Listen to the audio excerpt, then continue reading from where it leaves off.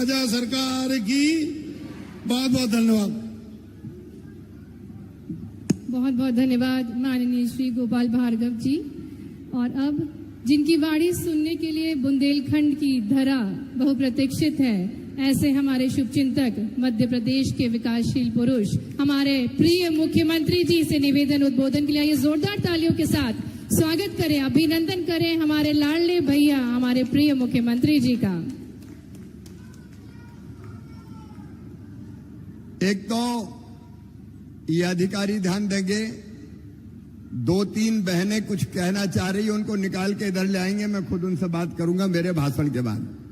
वो जो वहां खड़ी है वो कुछ कहना चाह रही है शायद, तो उनको वहां से निकाल के इधर ले आना, मैं जाते समय उनसे बात कर लूंगा। इधर ले आओ, उनसे मैं बाद में बात कर लूंगा। बोलिए राम रजा सरकार की, अचरू माता की, पृथ्वीपुर निवाड़ी की जनता की, सभा में आए बहनों भाइयों की, मेरी लाडली बहनाओं की और भांजे भांजियों की, मंच पर विराजमान इस जिले के प्रभारी मंत्री, मध्य प्रदेश के लोक निर्माण मंत्री, प्रदेश के वरिष्ठ और यशस्वी नेता आदरणीय पंडित गोपाल भार्गव जी, जिलाध्यक्ष अखिलेश जी, हमारे यहां के लोकप्रिय विधायक डॉक्टर शिषपाल सिंह यादव जी, निवाड़ी के हमारे लोकप्रिय विधायक भाई अनिल जैन जी, हमारे विधायक साथीगण राकेश गिरी जी, राहुल सिंह लोधी जी, बहन सरोज राय जी, नंदराम कुशवाहा जी, शैतान सिंह पाल जी, प्रीतम लोधी जी, घनश्याम प्रोनिया जी, बहन अनीता नायक जी, नापित जी है कि नहीं आज बैठे हैं? अनिल पांडे भी आ गए। पांडे जी बड़ा बड़ा खवाओ यार। मुकेश सिंह जी, रोहन राय जी, मंगेश जी, गणेश जी, नायक जी, ओम प्रकाश जी, रोशनी यादव जी। अब चूंकि मंडल अध्यक्ष पृथ्वीपुर के आकाश अग्रवाल जी, मंच पर विराजमान सभी वरिष्ठ नेता साथी पदाधिकारीगण, मेरी बहनों मेरे भाइयों भांजे भांजियों, दोनों हाथ जोड़ के आप सबको प्रणाम, आप सबको नमस्कार। एक तो मुझे ये सूचना देते हुए प्रसन्नता है आप सबको कि जैसे महाकाल महालोक बनाए उज्जैन में, भव्य महाकाल महालोक, अद्भुत लोक बनाए, अब महाकाल महालोक के बाद अपने ओरछा में राम रजा लोक भी बनाया जाएगा। बोले राम रजा सरकार की।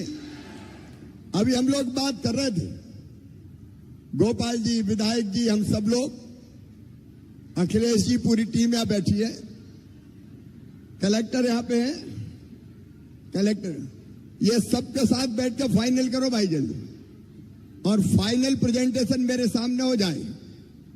हम जल्दी चाहते हैं कि राम रजा लोक का पूरा प्रारूप बन जाए और राम रजा सरकार की कृपा से उनका भव्य लोक बन जाए और वो आप सब पर आशीर्वाद की वर्षा करते रहें। आज बहनों की बात करूं उसके पहले अपने भांजे भांजियों की बात करना चाहता हूं। मेरे बेटा बेटियों, तुम अगर यहां हो तो मुझे सुनो, और यहां नहीं हो तो प्रदेश में सुनो। आज ही एक योजना हमने शुरू की है, मुख्यमंत्री युवा सीखो और कमाओ योजना।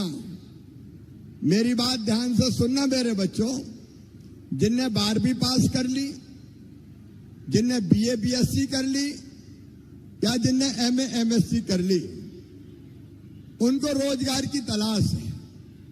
सरकारी नौकरियों में भर्ती अभी चल रही है, 1 लाख से ज्यादा भर्ती अभी इसी साल करेंगे, लेकिन सबको नौकरी नहीं मिलती।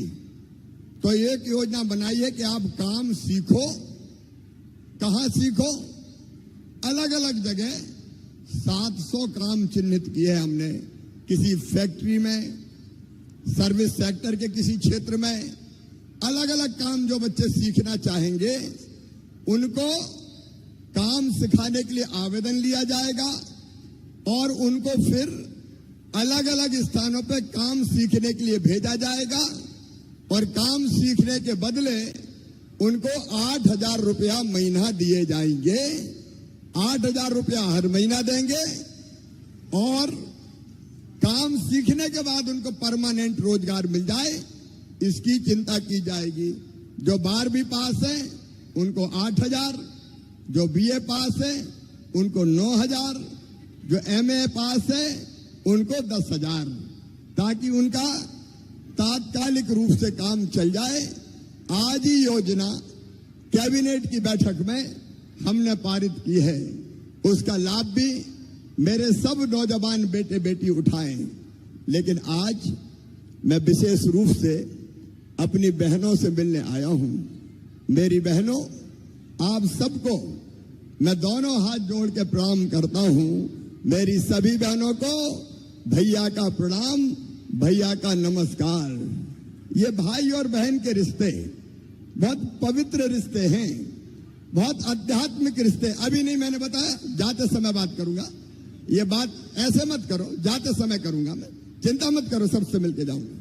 पहले एक बार बहनों की बात कर लूं मैं, उसके बाद जो मिलना चाहते हैं उनसे मिलके जाऊंगा। अभी एक गाना आ रहा था, बचपन में वो गाना मैं अपनी बहन के लिए भी गाता था और आज इन सब बहनों के लिए गा रहा हूं। फूलों का, तारों का सबका कहना है, 1,000 में मेरी बहना है, सारी उम्र हमें संग रहना है।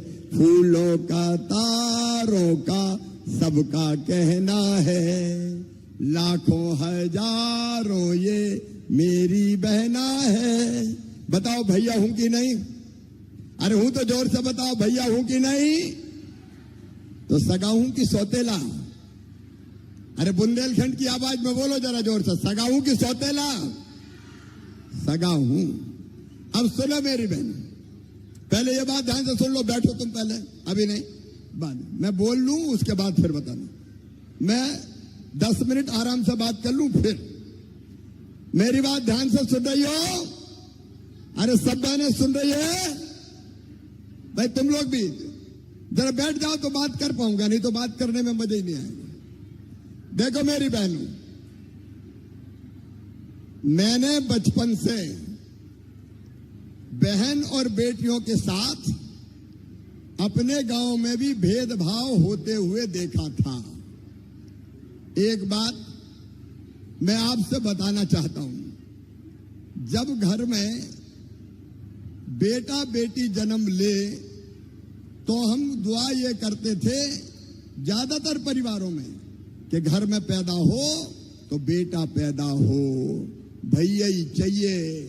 भैया काहे के लिए चाहिए? बोले भैया तो, बेटा तो बुढ़ापे की लाठी का सहारा होता है, कुल का दीपक होता है। अब वो सहारा बनेगा कि लठ मारेगा बुढ़ापे में, इसकी कोई गारंटी नहीं ले सकता। लेकिन बेटियों की मैं गारंटी ले सकता हूं कि वो जब तक जिएंगी उनकी हर सांस अपने माता पिता के लिए चलेगी। बेटी कभी माता पिता को भूल नहीं सकती। मेरी बहनों, बोलो भूल सकती है क्या? नहीं भूल सकती। लेकिन बेटियों के साथ अन्याय किया समाज ने, अन्याय किया हमने। कई जगह तो यह हालत हो गई कि जब विज्ञान ने प्रगति कर ली और ये पता चल गया कि कोख में आने वाला कौन है, बेटा है कि बेटी है, अगर ये पता चल गया कि आने वाली बेटी है तो कई लोगों ने महापाप किया, कोख में ही बेटी को मार डाला, कोख को कत्ल खाना बनाने का पाप किया। और उसके कारण हालत ये हो गई कि बेटा तो ज्यादा हो गए और बेटियों की संख्या घटती चली गई। मेरी बहनों, ये हालत हो गई कि 1,000 बेटों पे केवल 900 बेटियां पैदा होने लगी। आप बताओ मेरी बहनों, और मैं भाइयों से भी पूछना चाहता हूं, बताओ बेटियों के बिना दुनिया चल सकती है क्या? जोर से बताओ, नहीं चल सकती। अरे बेटी नहीं बचाओगी तो बहू कहां से लाओगे? बताओ, बहू मिल सकती है? दुनिया ही नहीं चल सकती बेटी के बिना। और इसलिए मेरी बहनों, मेरे मन में बड़ा दर्द होता था, तकलीफ होती थी कि बेटियों के साथ ये अन्याय क्यों होता है, और उस तकलीफ से व्यथित होके अच्छा एक बात और थी, मैंने पूछा कई जगह, बेटे क्यों चाहिए, बेटी क्यों नहीं? अरे भैया बोले बेटी आई और बड़ी हो गई तो शादी करनी पड़ी, तो शादी में दहेज का इंतजाम क्या तुम करवाओगे? दहेज के कारण, शादी के कारण बेटी को नहीं आने देंगे, ये भाव बन गया था। मेरी बहनों, पहली बार जब मैं मुख्यमंत्री बना तब हमने तय किया कि बेटी की शादी को बोझ नहीं रहने देंगे, बेटी को भी वरदान बनाएंगे। और हमने तय किया मध्य प्रदेश में कि जितनी हमारी बेटियां हैं, गरीब परिवारों से आने वाली बेटियां, उनकी शादी में माता पिता पैसा खर्चा नहीं करेंगे। मामा मुख्यमंत्री बन गया तो मामा शादी करवाएगा। और इसलिए मुख्यमंत्री कन्या विवाह योजना बनाई। मुख्यमंत्री कन्या विवाह योजना में अभी 49,000 रुपए का चेक बेटी को शादी में देते हैं और देके विदा करते हैं। भारतीय जनता पार्टी की सरकार बेटियों की शादी कर रही है, लेकिन इतने से संतोष नहीं मिला। मेरे मन में एक बात आई कि यार, बेटी को जब तक लोग बोझ मानेंगे तब तक बेटी पैदा नहीं होने देंगे। और इसलिए क्या करना चाहिए? तो हमने तय किया बेटी को बोझ नहीं रहने देंगे, बिटिया को वरदान बनाएंगे। और वो तब होगा जब मध्य प्रदेश में बेटी लखपति पैदा हो। और इसके लिए हमने लाडली लक्ष्मी योजना बनाई और ये तय कर दिया कि बेटी अगर पैदा होगी तो 30,000 रुपए के बचत पत्र खरीद के बिटिया के नाम से कर देंगे। और 5वीं पास करके 6वीं में जाए तो पढ़ाई के लिए 2,000 देंगे। 8वीं पास करके 9वीं में जाए तो 4,000 देंगे। 10वीं पास करके 11वीं में जाए तो फिर 6,000 देंगे। 12वीं में जाए तो फिर 6,000 देंगे। और अब तो कॉलेज में बेटी जाएगी तो 12,500 रुपया कॉलेज की पढ़ाई में देंगे। और पास होने के बाद फिर 12,500 रुपया देंगे। ये लाडली लक्ष्मी योजना। एक बात और मेरे मन में आई, आज अपनी बेटियों बहनों से शेयर करना चाहता हूं, बताना चाहता हूं। देखो, पुराने जमाने में जब पंचायत के चुनाव होते थे, जब नगर पालिका के चुनाव होते थे, तो बताओ बहनें चुनाव में लड़ती थी क्या? चुनाव, अरे लड़ती थी क्या? नहीं लड़ती थी। भाई लोग लड़ने ही नहीं देते थे। घूंघट कर, घर में चल, चुनाव कौन लड़ेंगे? साहब लड़ेंगे। और बहन क्या करेगी? रोटी बनाएगी। बनाओ 50 लोगों का खाना, चुनाव लड़ रहा हूं। तो बहन दिन भर रोटी बनाती रहे।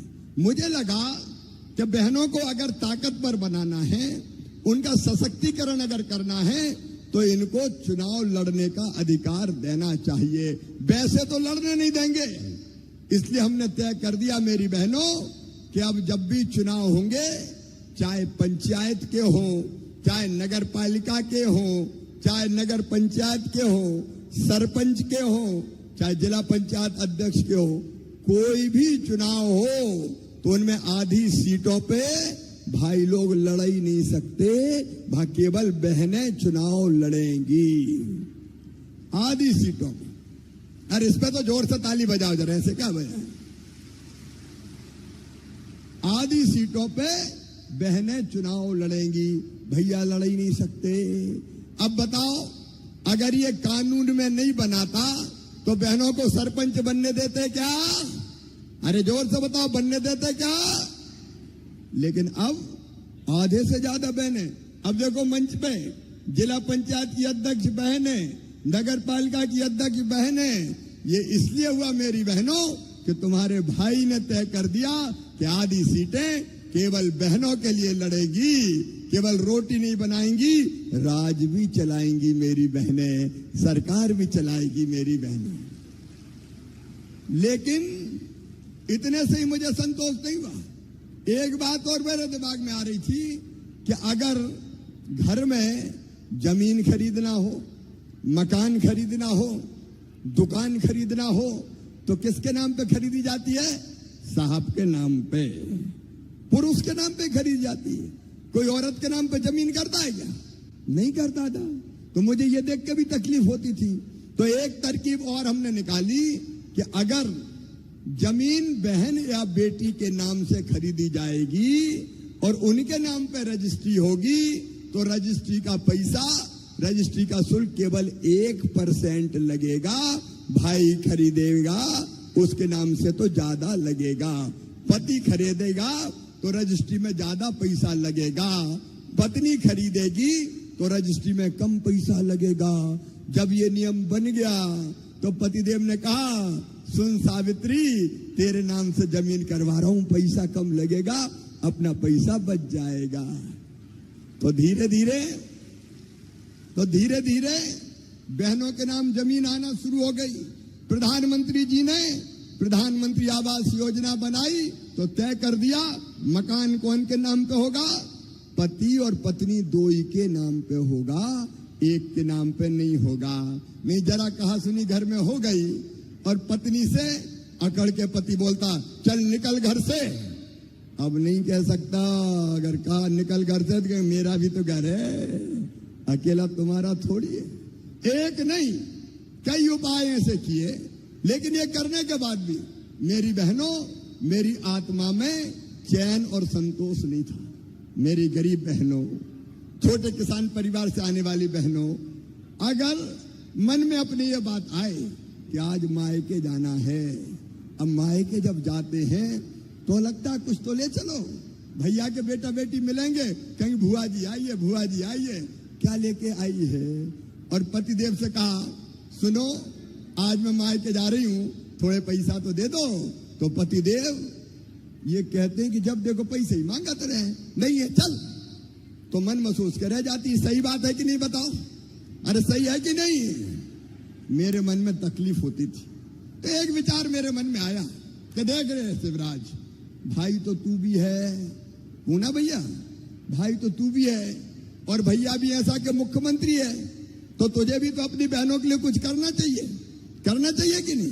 अरे भैया जब अपनी बहन के घर सावन के महीने में जाता है या बहन को लेके आता है और राखी बंधवाता है तो कुछ ना कुछ तो देता है, पैसा देगा, कपड़ा देगा, कुछ ना कुछ तो देगा। तो सगा भैया देता है, तो मैं भी तो सगा भैया हूं, मुझे भी कुछ देना चाहिए कि नहीं देना चाहिए? अरे देना चाहिए कि नहीं?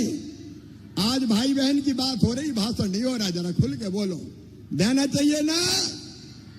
तो एक बात और मन में आई कि देख भैया शिवराज, एक बार देने से काम नहीं चलेगा रे। साल में एक बार दिया तो एक ही महीना में पैसा खर्चा हो गया, तो एक बार नहीं, हर महीना कम से कम देना पड़ेगा। बोलो सही बात है? तो मैं सोचता रहा क्या करूं, क्या दूं, क्या करूं, क्या दूं। एक दिन 28 फरवरी को रात भर मेरी बहनों में जगा और सवेरे 4 बजे मेरे दिमाग में यह आइडिया आया कि शिवराज ऐसी योजना बना दे कि हर महीना बहनों के खाते में 1000 रुपया सीधे सीधे पहुंच जाए। हर महीना 1000 रुपया पहुंचे। और उस समय हमने फिर योजना बनाई, मुख्यमंत्री लाडली बहना योजना। और मेरी बहनों ये तय कर दिया कि अब अगले महीना से 10 जून से हर महीना 1000 रुपया मेरी बहनों के खाते में आएगा। हर महीना 1000 रुपया। अब बताओ, हर महीना 1000 आया तो साल में कितने मिलेंगे? अरे जोर से बताओ। 12,000। और अगर 2 बहू हुई, छोटी बहू और बड़ी बहू, तो कितने मिलेंगे? 24,000। और 3 हो गए तो तीनों को ही दूंगा, बड़ी को भी, मंझली को भी, छोटी को भी। और सासू जी अगर बूढ़ी है और उनको पेंशन मिल रही है तो वो पेंशन भी बढ़ा के कर दूंगा 1000 रुपया। तो सास को भी 1000 रुपया मिल जाएंगे। और देखो मेरी बहनों, पैसा इज्जत देता है कि नहीं देता? अरे बताओ, देता है कि नहीं? पैसा इज्जत देता है, पैसा विश्वास बढ़ाता है, पैसा आत्मसम्मान देता है। अगर पैसा नहीं हो तो कहते हैं लखू कहां जा रहा है, इधर आ।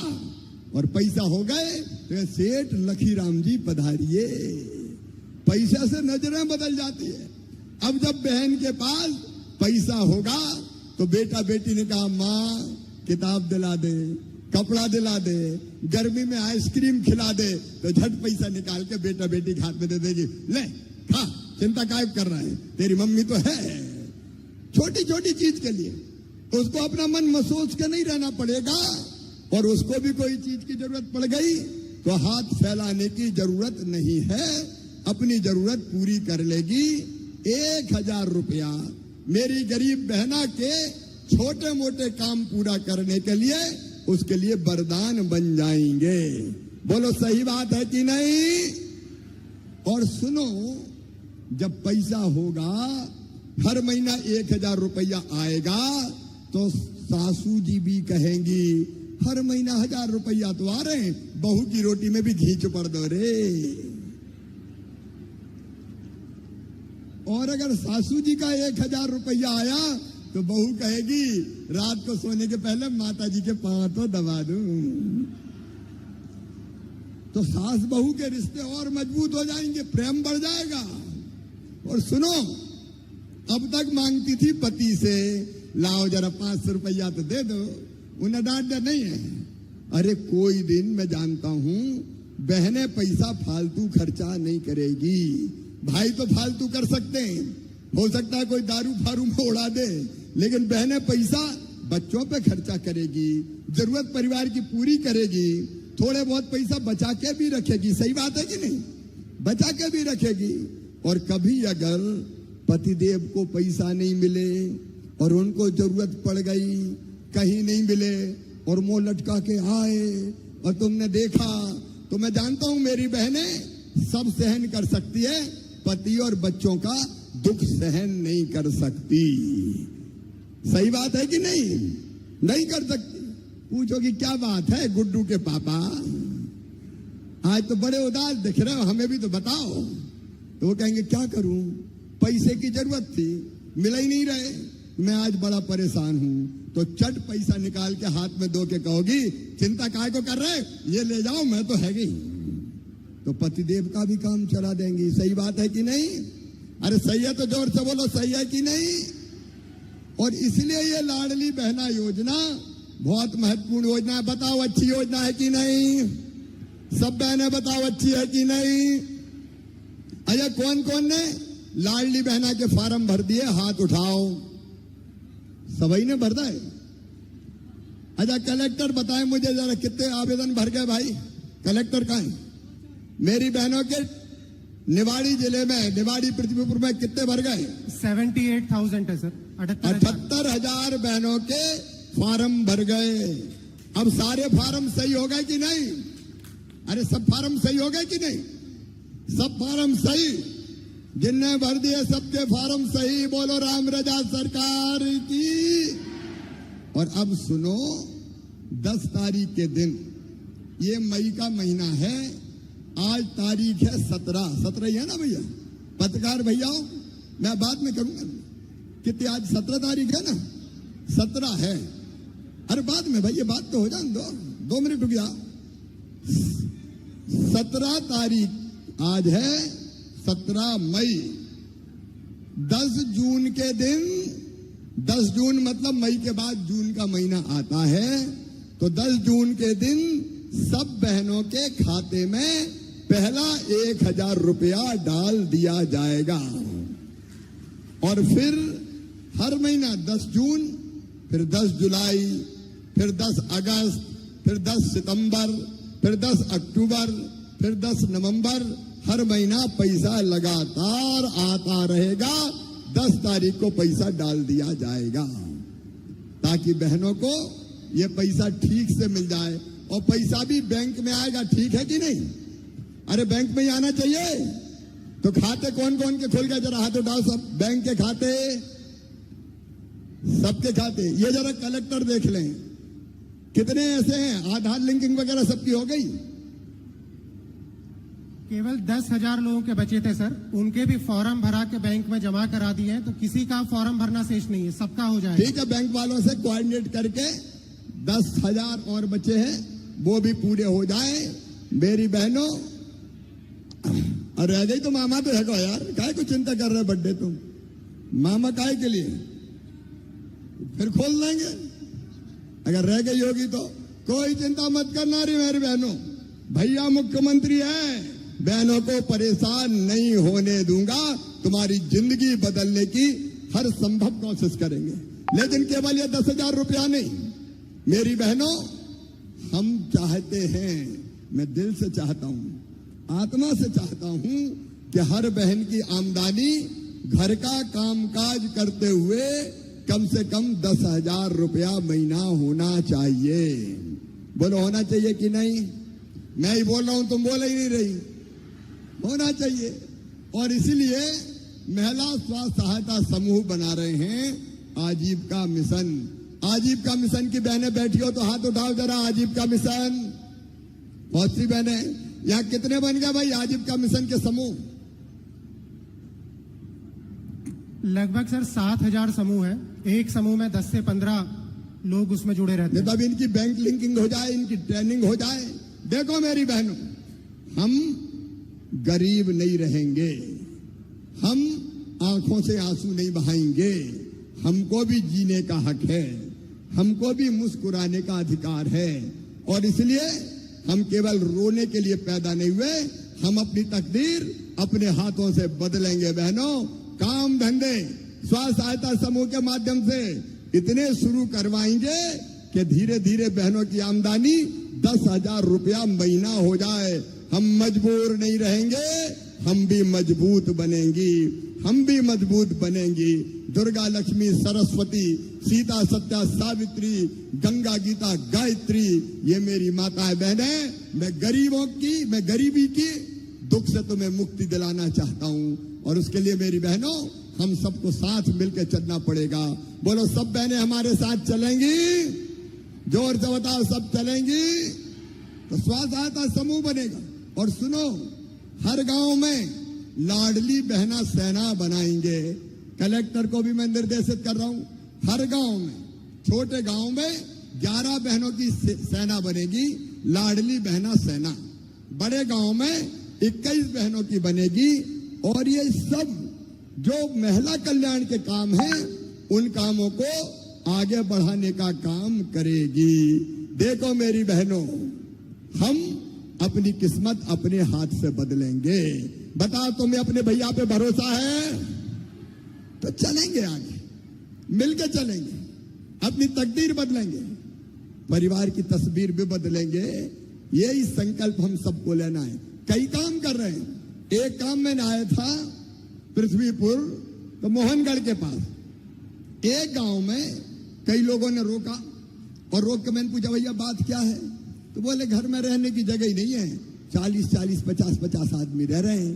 मैंने कहा, एक घर में 40-50 कैसे रह जाते हो? बोले, बारी बारी सोते हैं, जब मैं सोता हूं तो ये बाहर चले जाते हैं। ये हालत थी।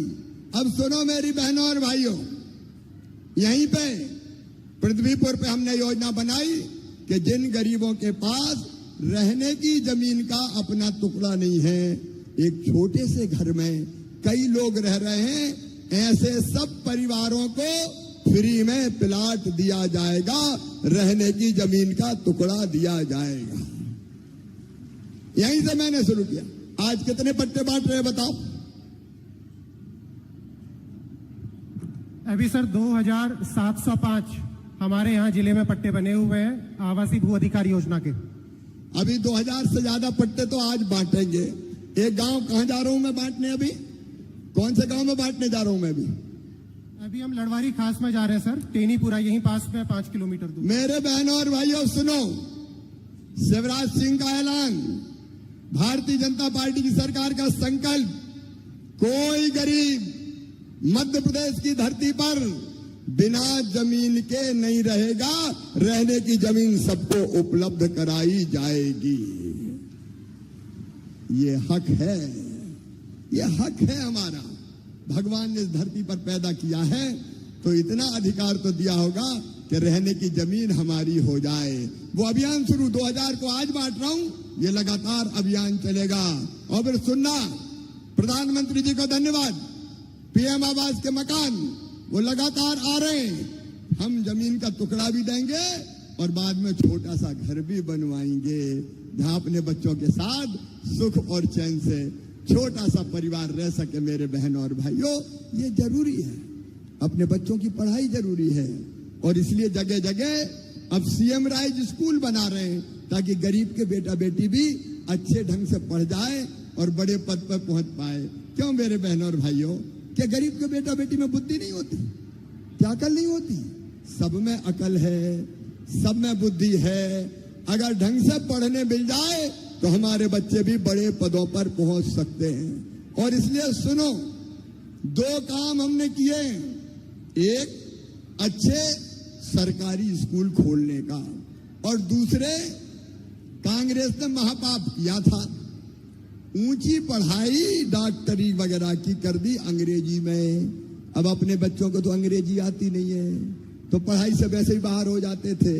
तो हमने तय कर दिया है कि अब मेडिकल की पढ़ाई भी मध्य प्रदेश की धरती पर गरीब की भाषा में होगी, अपनी हिंदी में होगी, अपनी हिंदी में, ताकि धन्ना पन्नू कल्ला मन्ना तेरे बेटा बेटी भी बड़े पदों पर पहुंच जाए। लोगों की किस्मत बदलना है, व्यवस्था बदलना है, गरीब के बच्चों को आगे बढ़ाना है। और इसलिए एक तरफ फ्री में राशन की व्यवस्था, मकान की व्यवस्था, उजला रसोई गैस कनेक्शन, बीमार हो जाए तो इलाज की व्यवस्था। बीच में 1.25 साल कांग्रेस की सरकार आई थी, मेरी लाडली बहनों 1000 रुपया उनने बेगा भारिया शहरिया बहनों को देता था, वो बंद कर दिए। उनने मकान जो प्रधानमंत्री भेजते थे वो मकान नहीं देने दिए, वापस कर दिए। उनने किसान सम्मान निधि की सूची नहीं भेजी कमलनाथ जी ने, तो किसानों को किसान सम्मान निधि नहीं मिली। संबल योजना बंद कर दी, लेकिन अब सारी योजनाएं फिर से चालू कर दी गई है। एक बात और मेरे बहनों और भाई, निमाड़ी जिले के हर गांव में पाइपलाइन बिछा के और टोटी वाला नल लगा के पानी देने की व्यवस्था कर रहे हैं। अभी तो हैंडपंप में गर्मी में पानी भर भर के मर जाते थे। सही बात है कि नहीं? अरे जोर से बोलो, परेशान हो जाते थे। लेकिन अब केवल 11 गांव और बचे जहां हर घर नल जल से पानी पहुंच रहा है। 30 मई तक निमाड़ी जिले का हर गांव में मेरी बहनों हैंडपंप नहीं, टोटी वाले नल का पानी दे देंगे, ताकि टोटी खोलोगे तो झरझर पानी आ जाएगा और गुंड गगरा भरा जाएगा। तो बेटियों को पानी भरने नहीं जाना पड़ेगा। कलेक्टर पीएचई वाले को यहाँ कितने गांव बचे बताओ फटाफट, जल्दी काम पूरा करना है। 11 गांव बचे हैं सर अभी। फिजिकली चेक करवाओ। फिजिकली है सर, ऐसा नहीं कि गप मार दे कोई। 7000 लोगों का कनेक्शन बचा हुआ है अभी सर। एक एक प्रभारी मंत्री जी के नेतृत्व में गोपाल जी फिजिकली टीम बना के चेक कराइए, कोई गांव नहीं बचना चाहिए। इस महीने के अंत तक हर गांव नल जल पहुंच जाए। तेजी से काम करके इस काम को पूरा कीजिए ताकि पीने का पानी ढंग से अपनी जनता को मिल जाए। मेरे प्रिय बहनों और भाइयों, ऐसे अनेकों अभियान दिल्ली में प्रधानमंत्री नरेंद्र मोदी जी के नेतृत्व में भारतीय जनता पार्टी की सरकार चला रही है। और यहाँ आपका सेवक और अपनी बहनों का भाई, मैं और मेरी सरकार भारतीय जनता पार्टी की इस अभियान को चला रही है। आज मैं अपील करने आया हूं कि देखो, मैं तो कोई कसर नहीं छोड़ूंगा, लेकिन अकेला मैं नहीं कर पाऊंगा। मुझे आप सबका साथ चाहिए, आप सबका साथ चाहिए। बोलिए, सबका साथ मिलेगा? अरे जोर से बोलो, मिलेगा? लूटने वाला जाएगा, कमाने वाला खाएगा और नया जमाना आएगा। नया जमाना लाने के लिए हम संघर्ष कर रहे हैं। इस संघर्ष में, इस लड़ाई में आप सबका साथ मिले, ये अपील करने आया हूं। तो बताइए, भैया के साथ चलेंगे? भारतीय जनता पार्टी के साथ चलेंगे? मोदी जी के साथ चलेंगे? तो आइए मेरे बहनों और भाइयों, हम संकल्प लें, हम संकल्प लें। एक विकास का संकल्प, राम रजा मंदिर तो बने गई, अचरू माता हम गए थे, वहां भी परिसर का विकास किया जाएगा। और इसके साथ साथ रोजगार के लिए यहाँ औद्योगिक क्षेत्र, गांव का नाम क्या है जहां बना रहे हैं? जेर में औद्योगिक क्षेत्र बन रहा है, जहां कल कारखाने लगाए जाएंगे। उसका काम भी हमारा चल रहा है। तो पूरे जमाने को बदलने की कोशिश है। अभी जब मैं आया तो मुझे बताया कि बिजली के बिल बड़े बड़े आ रहे हैं। और इसे बिजली वाले कौन है भाई? देखो, प्रभारी मंत्री जी के नेतृत्व में बिजली के बिलों के समाधान के लिए हर गांव में शिविर बिजली का पंचायत में लगाया जाएगा। उसकी तारीख हम तय कर देंगे। अगर किसी के बड़े बिजली के बिल आए होंगे तो जांच करवा के उन बिलों को सही करवा दूंगा। बिजली के बिलों की भी जो बड़े आए गलत है, उनकी भी चिंता करने का मेरे बहनों। और एक बात और, छोटे छोटे कामों के लिए परेशान होना पड़ता है कई बार। छोटे छोटे कामों के लिए आप काम कौन से? बंटवारा, दाखिल खारिज, नामांतरण, जाति प्रमाण पत्र, आय प्रमाण पत्र, बिल्डिंग कर परमिशन, नल कनेक्शन, इसके लिए हमने सीएम जन सेवा अभियान शुरू किया है। कलेक्टर बताएं कैसा चल रहा है सीएम जन सेवा अभियान? सर जी, सीएम जन सेवा अभियान में गांव-गांव जाकर के कैंप लगा रहे हैं सर। लगभग 30,000 लोगों के आवेदन भी आ चुके हैं। अपने जिले में जो विशेष काम हो रहा है सर, तहसीलदार स्वयं गांव में जाकर के आदेश पारित कर रहे हैं सर। और एसडीएम्स जाति प्रमाण पत्र गांव में जाके बना रहे हैं। एक बात साफ है, देखो रे मेरे बहनों और भाइयों, ये काम करवाना आपका हक है, आपका अधिकार है। गड़बड़ करने वालों को नहीं छोड़ूंगा। मैंने जेरोन में गड़बड़ पकड़ी थी तो अब तक ठिकाने नहीं लगने दिया मैंने।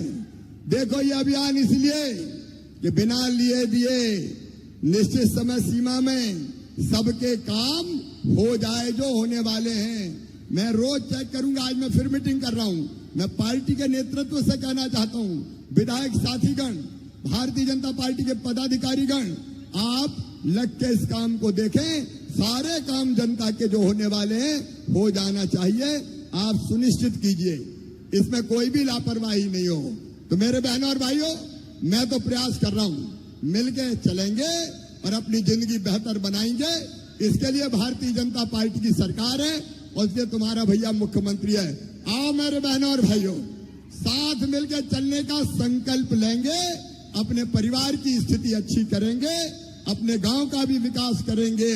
बोलो, सब तैयार है ना? तो आज भैया का साथ इन कामों के लिए देने का संकल्प लेंगे। अपने अपने जगह सब खड़े हो जाएं, अपने अपनी जगह खड़े होके दोनों हाथ ऊपर उठा के, दोनों मुट्ठी बांध के और भारत माता की जय बोल के भैया के साथ चलने का संकल्प लेंगे। बोलिए भारत माता की, राम रजा सरकार की। जुलाई में ओरछा में कॉलेज खुल जाएगा, ठीक है, हो जाएगा। तो मेरे बहनों और भाइयों, आइए सब मिलकर साथ चलें और अपनी तकदीर भी बदले और क्षेत्र की तस्वीर भी बदले। बोले राम रजा सरकार की, हर हर महादेव।